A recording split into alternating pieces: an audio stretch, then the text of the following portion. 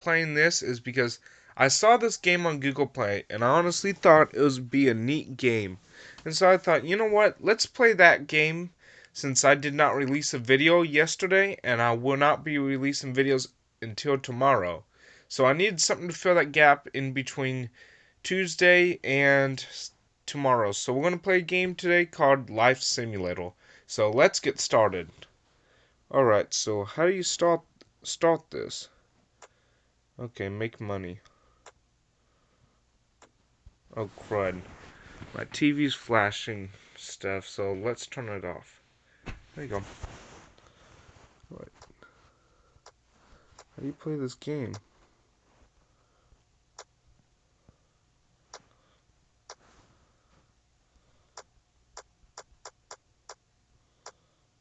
Okay, this is neat.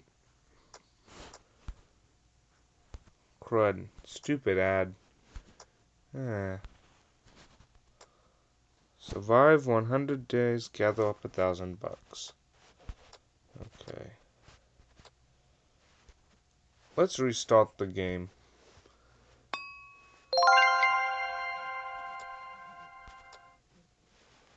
Okay. Alright. Let's go to sleep. Let's eat. Let's do that. Let's go to sleep. Let's eat.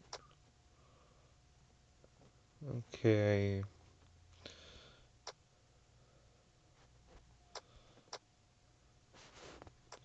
Alright, so we're good.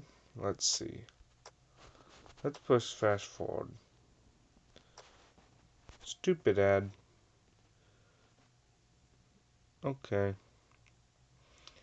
Wow, it's forwarding really fast, but nothing's happening. So, I'm honestly wondering if this game's a bust. Because I should be losing energy. Maybe if I press play. Who knows? Let's go to sleep.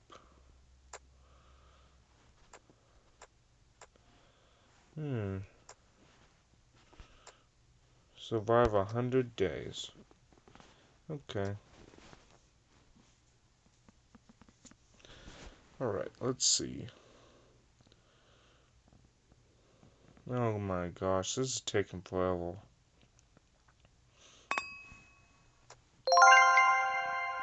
Okay, maybe it takes stuff off drastically, like energy and hunger and stuff, after you hit so many days.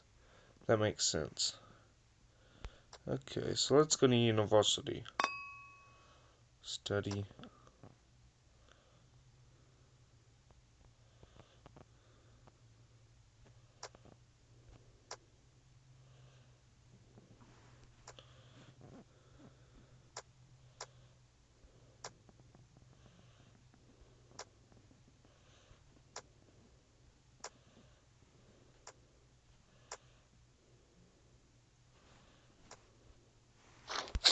Stupid ad.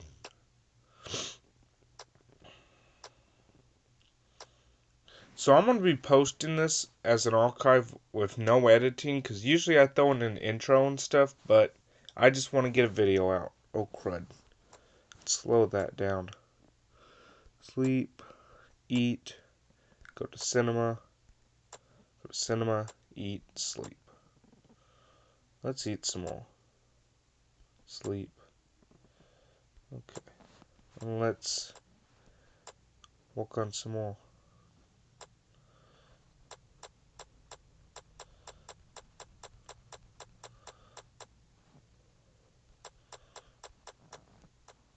Okay.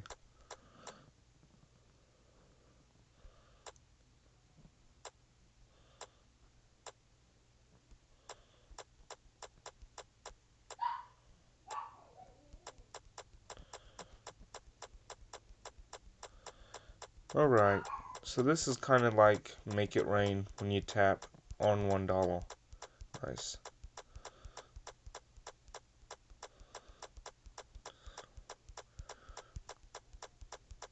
Okay. Sleep, sleep. Eat, eat. Alright, let's see. Okay. Study, study, study, study. No. Alright. No. Study, study. Rud. Eat, sleep. Eat, eat, eat. Oh, sleep. I clicked the wrong one. Wow. This is going by fast. Wow. Oh, crud. I'm almost out of money. Crud.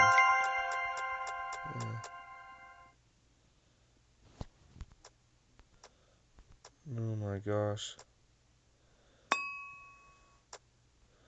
Oh, and I lost all my progress. Nice. So maybe I need to keep money in the bank.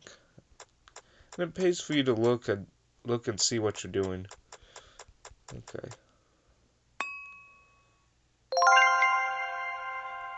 Oh my gosh. Study.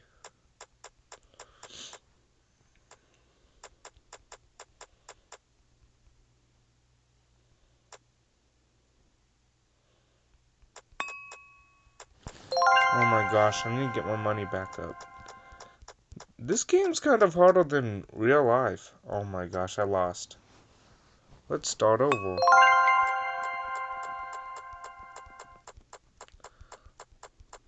Oh my gosh. This is like an interesting game. I honestly think I should do more videos in this format. So like, I have a video that has to deal with Android that'll probably either come out next week or the week after. And I think what I'm going to do is use the YouTube gaming app, which is what's capturing my screen and sending the video of me right now to YouTube. And just use the offline feature to capture my Android video that I'm going to do. Okay, sleep, eat. Let's go sleep, eat. Okay, I get it now. Let's build up a lot of money. Okay.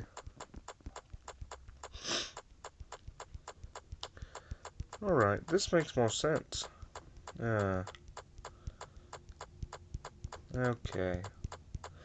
I kind of wish Twitch had something like this, but they're going to limit it to what can be played on their website to mainly online games or like console games. So I understand that, but I kind of wish they had a mobile section. They probably do, but you can't directly stream from mobile like you can with YouTube Gaming. The bad part is right now is my phone's like super hot because it's got the Snapdragon 810, which by the way, the Snapdragon 810 processor gets really hot very easily. I'm wondering if they fix that in the 820. That'd be something interesting to see once they get phones with that processor. Because the biggest issue was that they did not fix the heating on it. So most phone companies threw in the chip and did not put heat pipes on it. Now I think Sony put heat pipes on their chip and it took all the heat out. But everyone else just threw it in and the phone gets super hot. And that's another thing. A lot of companies didn't want to mess with the 810, so they went with the 808, which is a lower processor. A lower grade processor, but it still did just about everything the 810 did, but minus all the heat. There wasn't much of a difference. So I'm wondering how the 820 is going to play out heat-wise, because this phone is like super hot. Maybe I can see if I can try to play this on my Nexus 7 with doing YouTube gaming and all that on there. But I honestly don't know because it's an older tablet. I've had it for about 2.5 years now. So if I could get it to work, it'd be fine because that Nexus 7 stays relatively cool. And same thing with my old Moto X. It stayed fairly cool too. Even when I was stressing it. But this phone's like super hot right now. So I'll probably be ending this soon. But this game, it's kind of super boring, but it's neat to do Life Simulator. Let's see. Okay. Let's eat some food. Let's go to sleep. And not every time you're going to make money, so you just got to keep tapping. Let's see. Survive 100 days, that's good. So my strategy now is to get everything down and then replenish the vital stats that I need, and then keep walking back up. Because I want to have enough money so I can go to university, because if you don't, they take that away and then you lose all your progress. And that is true in real life. If you don't pay back money to a university, you lose you over so you can learn your lesson.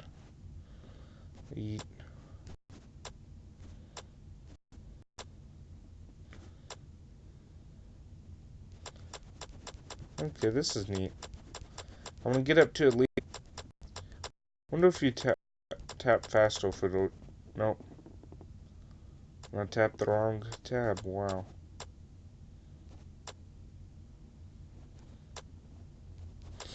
Let's keep doing this. My goal is to get to. This is a different format of video, but I need something to be released today. Okay. Let's see. I might come back and edit this later on, but probably not. I'll probably throw a thumbnail up on it and call it a day. And maybe put some cards and annotations towards the end. Oh crud, I keep clicking the wrong tab when I don't look at the phone. So I want to do this, this, this. So energy and hunger is the most important things, and then mood's the second thing you should do, but you don't have to. Okay, almost there. I don't know how the stream's going out because it's showing red, which means the stream health's bad, but I think it's because this phone's like really hot, so I don't know if this is streaming right, but I need to get something out, so I'm doing this. Okay, so I'm down and hunger. Let's eat. Okay. Okay, this is neat. Okay. And there's a shelf above me, if anyone's wondering what's above me. I actually have two of them. I have a green one and a yellow one, because I used to have a John Deere themed room, but never took down these shelves, because I still use them. Very helpful for holding stuff after you take down all the knickknacks that used to be on here, because I had a bunch, and my mom refused to take them down until like recently, because they matched the theme of my room and she had no place to put it. But with some convincing from me and my grandmother, we kind of took them down. So I'm using it for other stuff, like computer stuff. So that's neat. Okay. One thing I do want to do is my garage. It's a partially completed room because we enclosed it because we wanted a completed room for a long time. And so we partially enclosed it because something happened at the garage door and all that. It's not finished yet, so right now just sitting there storing stuff because it still works to hold stuff and store it so we don't have to keep it in our house. So that's what's being used right now, but there's a space in the front that's completely empty that I'm thinking I might put maybe a computer out there and maybe put some other things out there and have like a Mickey Tech Tips set or something. I have recorded some videos in it, so if you guys have seen the videos with the red backgrounds, which I did that for about a week or so, but then it got too cold, and now it's warm again to an extent. That's where I recorded it at, was in my garage in that unfinished room. I actually threw a red bed sheet up that didn't go with anything. It was just a king size flat sheet that was in a package that I use for random stuff. So I just threw that up there and recorded in there. So my plan is to probably throw a computer out there. I have an extra one in storage right now at a family member's house, and I possibly might bring that back and throw like Linux on it because I have Windows 10 on there, and it ran Windows 7 fine. It was that when you should stop upgrading your PC and buy a new PC computer. It had Windows 7. It ran fine. Then I threw 10 on it just because Microsoft's making you upgrade to 10, and like it sucks running Windows 10 because of all the visual stuff, and so right now it just runs really crappy. But I cannot run 7 because Microsoft's trying to push you off of it, and even with the tweaks, I honestly don't trust some of them. So I'll probably just throw Linux on it and just make it like a bench PC, so I can throw stuff up for videos and whatnot. Because neat thing is that thing don't have Wi-Fi, but my Nexus 7 has a USB tethering option, so I can tether my Wi-Fi connection from my Nexus 7 onto the computer, and I've done that plenty of times. And also in the past, I've ran Ethernet cables if it was running Windows from my laptop onto the computer itself because I can tether the internet off of that way. But I can't do it if it's running Linux because it's some proprietary Microsoft virtual router software. But it's a super neat feature. I had it set up so when I had the computer at my house and when it was still running Windows 7 and my laptop running Windows 8, I had an extra PC that wasn't that bad for everyday computing tasks. In fact, I used it to tinker around with. And it has like 2.5 gigs. I plan on maybe throwing 4 on there. I can throw a Pentium D, which is a dual core processor. It's an older one, no hyper-threading, but it shouldn't be too bad for everyday computing task. And right now it's got a Pentium 4, which is a single core, so it's equivalent of having one processor. Because when you see those dual core and quad core and all that, it's just the number of processors inside there. Just think of it like shopping lanes. How 4 shopping lanes is better than one. So like on a processor, a multi-core, aka like a 4-core processor is better than one. And like even then, sometimes it's not great because single core workloads probably do better than multi-core, but a lot of stuff's taken full advantage of it. So if you go buy anything above a quad-core processor, like a 6-core, maybe like an 8-core processor, you probably get some performance increase out of it. And the main way you do that is to either buy an i7 Extreme Edition or go buy like a Xeon. And so those are the two ways to get above the 4 cores because most i7s have um, only 4 cores, and then hyperthreading adds on another 4 threads. No, how do you say this? Hyperthreading. Oh crud! Oh neat. And collect stuff. Neat. A neat way to get money without wasting energy. I'll get back to what I was saying. Hold on.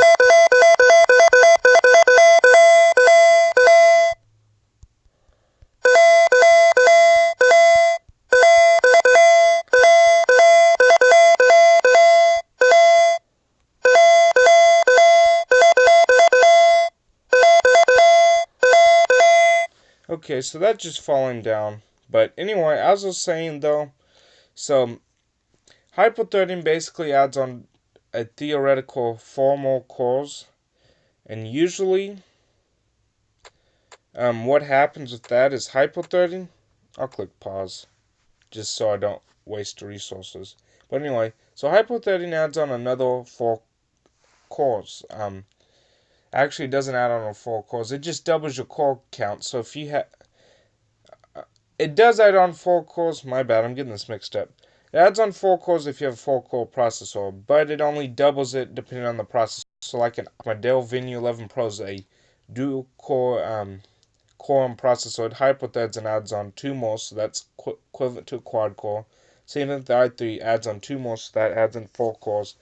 The i5 and Pentiums do not have hyperthreading, so like, and I'm talking about recent stuff anyway. So like the i5 only has 4 cores, but it does not hyperthread to 8 because you got to go spend the more money and buy i7s. And I think it's just like some marketing thing. And that's the same thing with like a Pentium. You go buy a modern day Pentium processor. It only has 2 cores, but it's not gonna have any hyperthreaded cores because they want you to spend the more money and go buy the i3 or maybe even the i5, something like that. And so that hyperthreading just basically doubles your core count on the i3, i7, the Core M, and your Xeon processors for the most part. Now, if it's Xeon a Xeon processor that's a i5 equivalent, then there's no hyperthreading. Nor I don't think that one has an integrated graphics in it. But that's how that works. With hyperthreading, it just doubles it. It's super helpful because hyperthreading, back in the Pentium 4 days and the Pentium D days, there wasn't much of hyperthreading. I think there was some, but it wasn't as big deal then as it is now.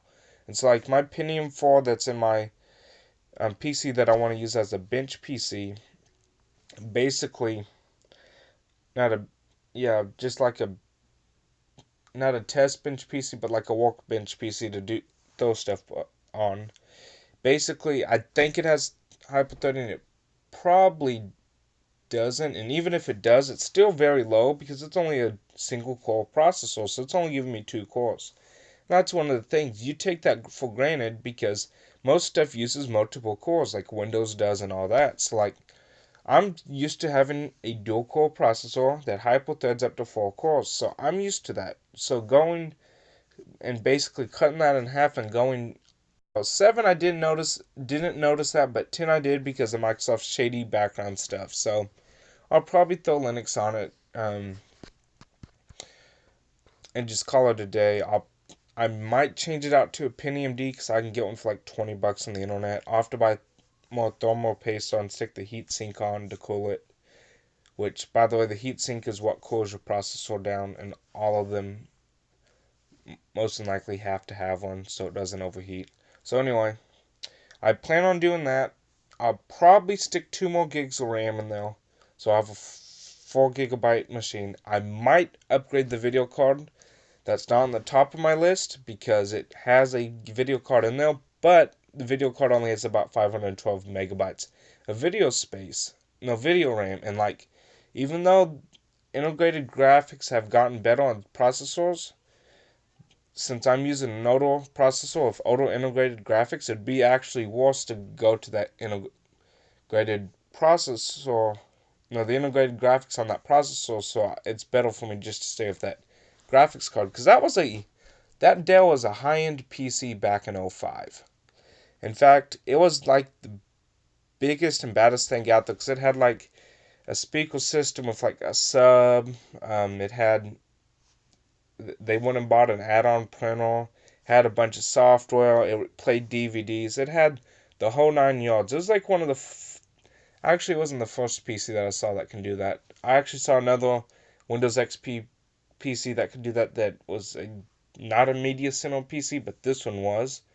And that's what set it apart because it had Windows Media Center Edition XP, and it was geared for a Media Center environment. And so it was media oriented, and it ran fine back in '05. And over the years, it ran okay. It ran 7 once I upgraded it because 7's not a demanding operating system resource wise. 8 and 10 is because I've ran both of them on there just to play around with it, and it just sucks.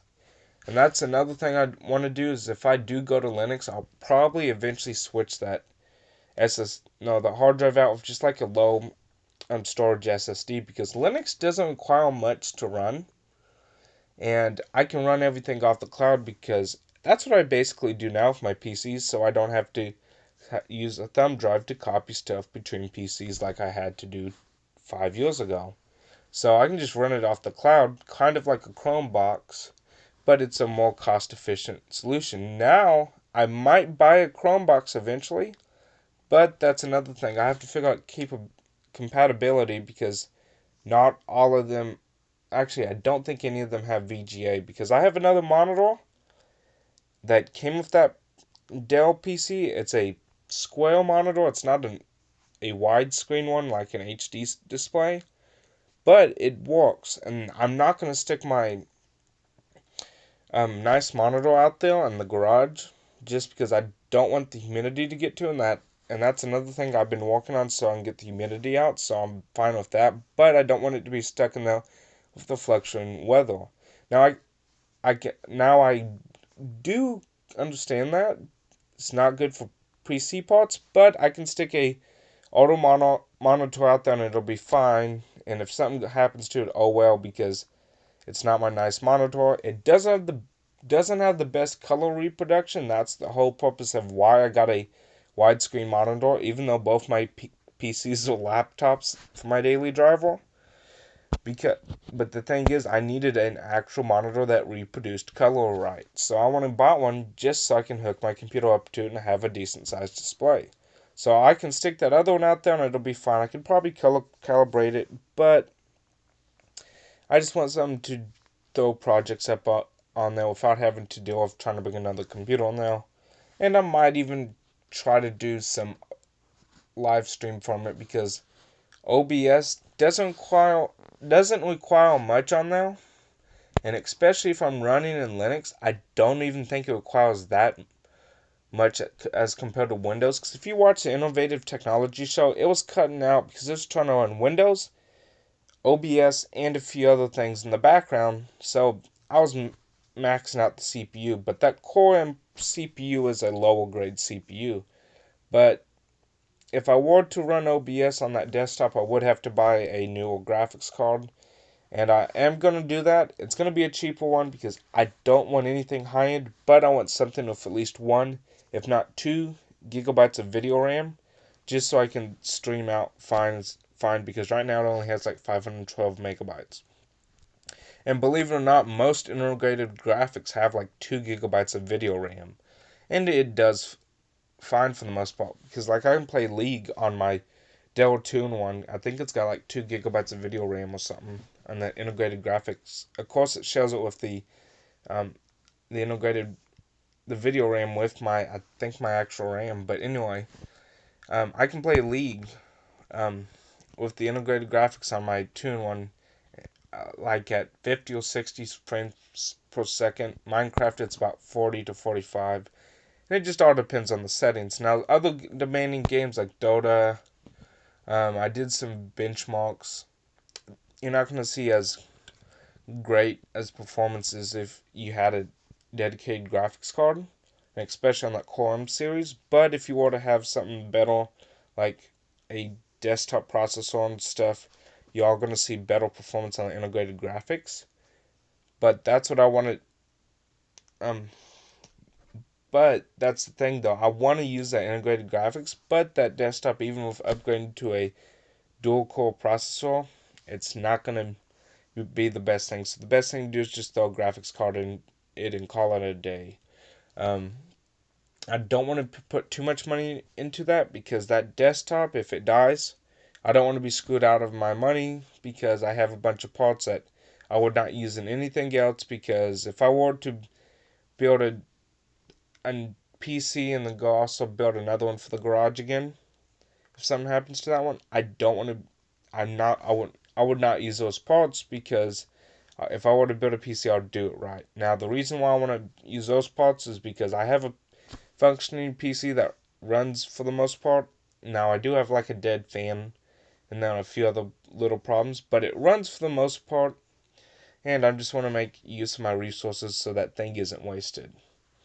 Now, another cool thing that I do want to do is after I build my PC is maybe I'll either do an upgrade on it or I might go buy one of those refurbished PCs and see what I can upgrade for the best bang for my buck and just see what I can do performance wise. Because I saw some really great deals on Core 2 quad PCs and like those Xeon equivalents. And if you guys don't know what Xeons are, they're basically I'm streaming for 30 minutes. 30 minutes. Okay, I don't know why it's on the red because I'm looking at my stream health and it says it's excellent. I don't know. But anyway, so honestly, so as I was saying, Xeons are basically a server slash workstation grade processor aimed at the business environment that runs better for business applications. And so like some cases it would work better. Gaming, not so much, but if you were to do stuff like virtual machines and all that, it works okay. So it'd be interesting to pick one of those PCs up that are refurbished and see what I can make it do. Because I was looking at building one of those Core 2 quad PCs because the processors are only like 20 bucks on eBay. And that's the funny thing is that Pentium, that Dell PC that has my Pentium in it, it actually has the same socket size for the processor, which is basically just the compatibility of the slot, no, the tray you put the processor in.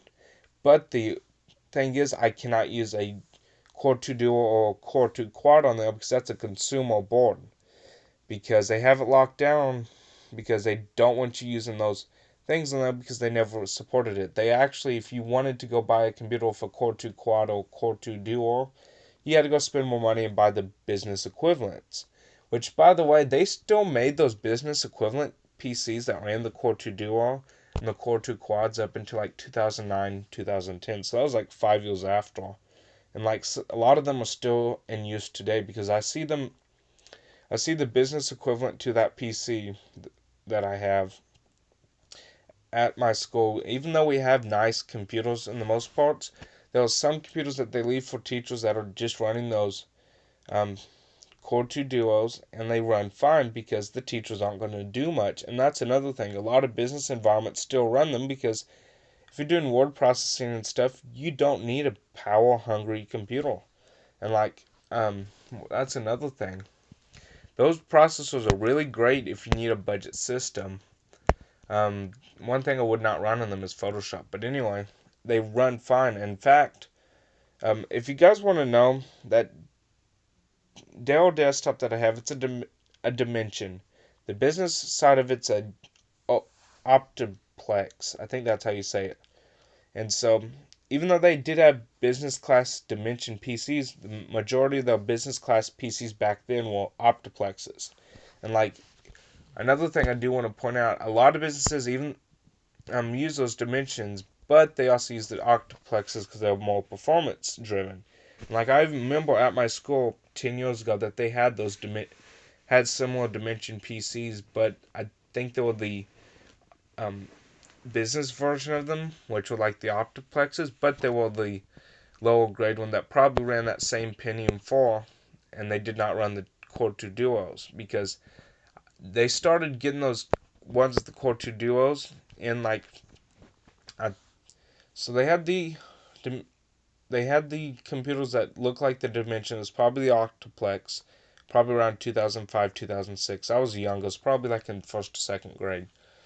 And then when I was like in fifth and sixth grade, they took and brought in the higher end Optiplexes with the Core 2 Duos and probably the Core 2 Quads for some applications in around 2009, 2010. And now I think they're replacing some of them, but a lot of teachers probably still use them because they basically work. And I'm not trying to I'm not trying to talk negative about newer PCs and stuff, but if you're not doing much, they run fine. If you're running the same operating system from 5 years ago, which how long? Yeah, they've been running 7 for about 5 years, but so they work fine. And that's the thing, is that a lot of those XP PCs, as long as you did your RAM upgrades and stuff, it ran 7. Might have not ran it well, but it ran it. And that's another thing. If you look at XP PCs from like 2001, and I think a lot of companies stopped making them around 2009, 2010. If you were to look at an XP PC from 2001, and then go look at a PC that ran XP in 2009, which a lot of those Octoplexes ran anywhere from XP to 7, just for business capability because of applications. And that's another thing I've noticed. A lot of them keep the same basic design for so many years, so they don't have to change it up, because you just want a functioning computer. But anyway, so so and that's another thing. Business PCs also last longer just for price rise. And so even though that Dimension had a Optiplex variant of it, um, they didn't support the Dimension as long because they want you to go buy other stuff. But anyway, as I was saying, if you were to go look at a Windows XP PC from like 2001 up to probably about 2000 and when did 7 come out? I think it came out like 2009. So let's say about 2008, 2009, because let's admit Vista was crap.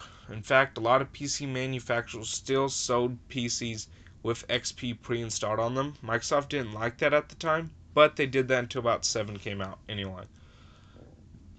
And so there was about a span of like 8 years between now. If you look at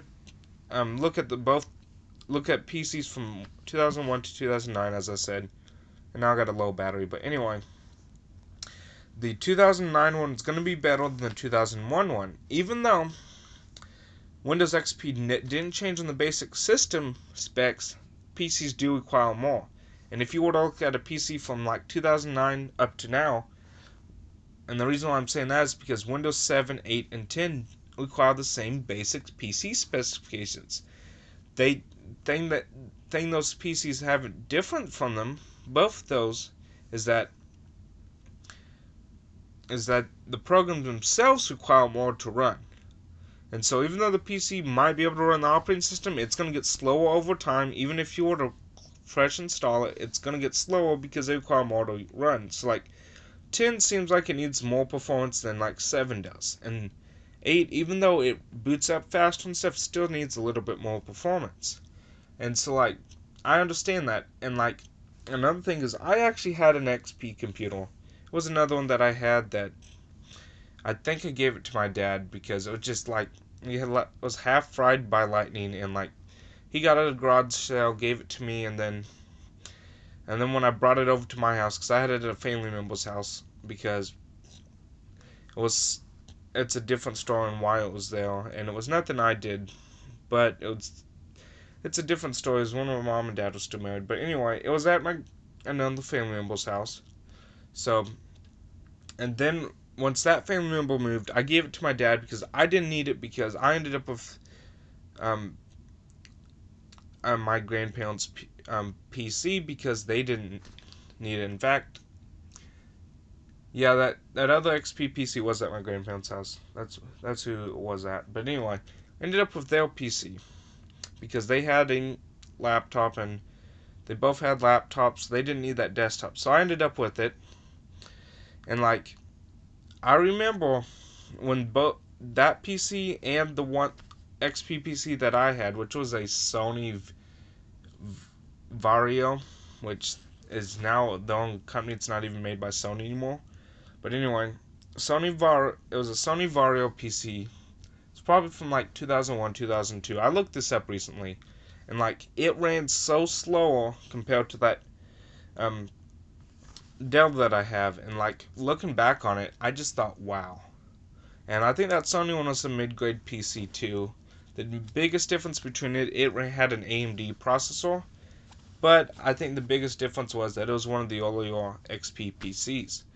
Now and then the one I had was like a later XP early Vista one. So yeah, it ran everything fine.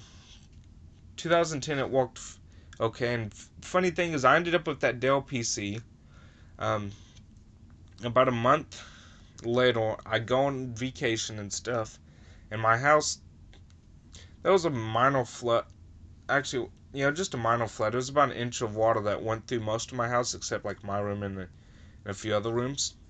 And so our house got renovated for like 2 months. Luckily, I was still on vacation, but my mom and ex-stepdad had to deal with that at the time. But anyway, they boxed all the stuff up, the moving company did, and put it in a warehouse. But anyway, so it was out of. I didn't use that desktop for like, I think about a year, because it was packed away, and it just wasn't a big priority, because as soon as I came back in August, because that stuff happened in June, I came back in August, and like, I only had to wait for about a week, so I was about a week without a computer, and it didn't matter anyway, because we didn't even have internet until like September, because we're trying to get everything set back up for the most part. So I didn't have a computer. Actually, I did. I had a computer that ran Windows ME. It was just like a spare computer that I had that I tinkered around with at the time. But anyway, I didn't have a primary computer that was up to date, so it wasn't a big deal, because I understood it was still packed away. But then about a week later, after I moved in, I got that Dell laptop. And honestly, it didn't really use that Dell desktop a whole lot for my main PC, because I had that laptop, which actually, considering that it's 5 years newer than that desktop, it actually performed a lot better. And of course, it's going to. And even now, considering that it's 5 years old, if I were to take and have that PC and like go back in time, and let's say I could make that Dell desktop and my laptop when they were both 5 years old, um, equivalent and specs, sort of. I don't know how to put it in, but anyway, comparing the performance 5 years later on that Dell laptop to like 5 years ago when I had that Dell desktop with the performance. Basically, what I want to say though, as I was saying, if I were to compare my PC performance for my laptop that I have to like that desktop at both their 5 years marks, I do have to say that laptop would outperform it, and that's taking consideration of all the more demanding stuff we need for technology. Oh, by the way, this is my phone charger. Hold on, I'm gonna pause this. How do I do this? Okay. Yeah. Okay, good. It's paused. What I'm gonna do is I'm gonna switch to a longer cable because that's just painful. But anyway, as I was saying, if I were to compare my computer to about the computers to the 5 year marks in the PC journey, I do have to say, I'll just do this. What's neat about having multiple chargers is that you can take parts off them and make chargers long. It's like the Venue 11 Pro and my iPad chargers. I can make them super long and plug my phone up and have a super long phone charger. But anyway, as I was saying, if I were to compare that performance, I would have to say, even though this is a laptop that I have, it would still outperform that desktop. And taking also into consideration all the more demanding stuff we want a PC to do now, because, oh, credit, why isn't this charging? There we go. Buck build, because that laptop I have, it has an i3. It was like $600 when I bought it 5 years ago. I've done a $55 upgrade on the SSD. So I've put in probably about actually that laptop was about $590. So I put in about $640 into that um, laptop, and like it's held up for the most part, and like it's really lasting. In fact, it for everyday tasks I haven't had to do many upgrades. Now that desktop, if I were to add used it 5 years ago, I probably would have had to do more upgrades on it. In fact, about 2 years ago, I did do RAM upgrade on it. But anyway, the only reason why I put an SSD in this laptop is because SSDs are so much faster. Considering this Dell Venue 11 Pro has an M-SATA one, I think it's just the original one, not the M.2 one. But anyway, and it's tied directly to the CPU. It's super fast. So I just went and bought a regular 2.5 June is gonna outperform anything that I've had, or even mess around if that's been high end in my family, because that Dell desktop, I remember when it was new.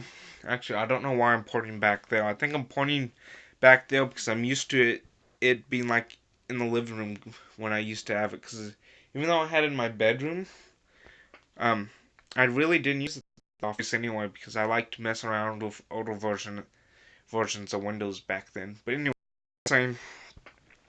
Honestly think it's gonna outperform it because I've used high end stuff. I used that Dell desktop back in '05, even though I was only like in first or second grade. It was really high end. It did a lot of stuff.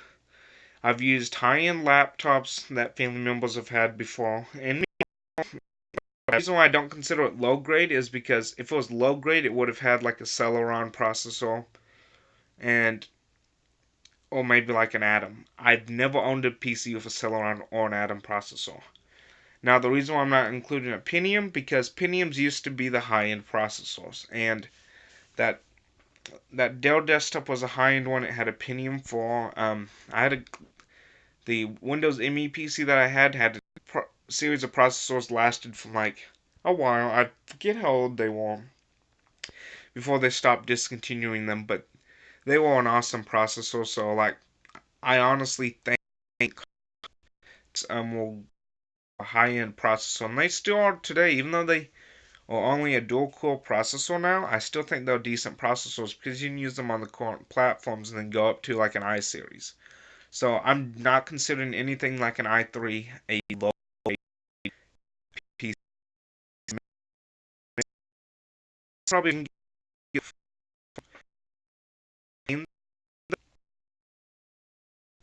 Yeah,